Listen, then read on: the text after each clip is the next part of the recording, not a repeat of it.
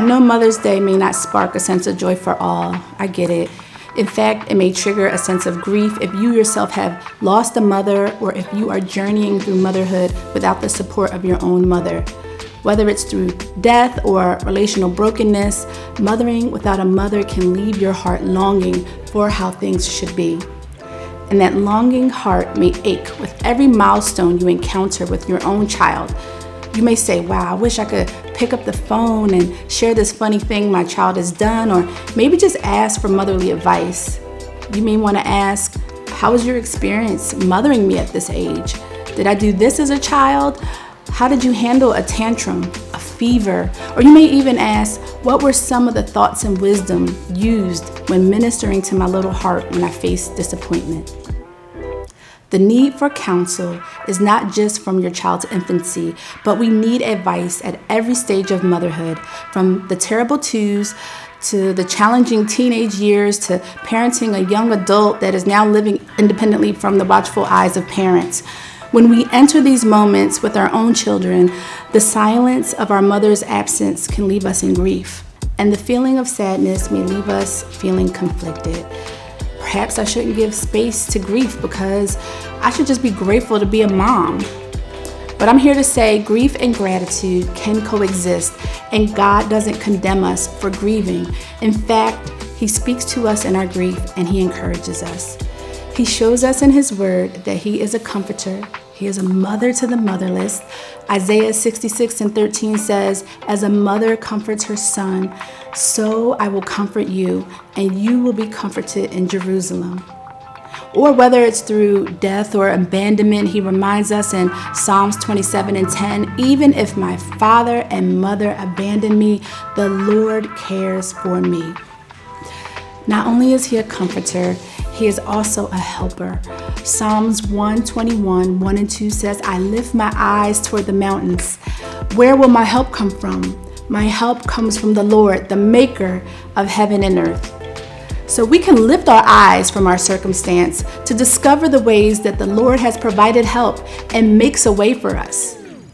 The packaging, it may look a little different than what you expected, but it's provided nonetheless through the hands and feet of those used by God. He knew the void before the absence was ever present, and He provides for the relational gaps through community. We see this because we know as Jesus was dying on the cross, He looks to John and his mother and He says, woman, behold thy son. Then He said to John, behold thy mother. And from that hour, that disciple took her into his own home. He knew the void was coming, and He provided the relational connection needed. And He does this today with our own relational needs through Titus 2. He commands older women. He says, older women, teach what is good so that you may encourage the young women to love their husbands and to love their children. It is a call for a seasoned and mature godly woman to walk alongside women as spiritual mothers and provide discipleship. See, we were never meant to do motherhood alone. So don't let pride trick you into thinking that you got to figure this whole thing out on your own. Our own human limitations do not allow us to have endless amounts of energy, to be everywhere at once, and to have all the answers. We need spiritual surrogate mothers and saintly sisters in the journey of motherhood. So don't be afraid to ask for help from your village, because God ordained community. But greater than any human help, you can always call on the name of the Lord, because God's presence is your good. So for this devotional, as you meditate on the scriptures called out through this message, when the feeling of missing your mom or the ache of your mother's absence begins to overwhelm you, pray for God's comfort to overshadow you according to His promises in Isaiah 66:13. Ask Him to help you lift your eyes to the hills from which cometh your help, and to clear your vision to see all the ways He is providing support for you according to Psalms 121.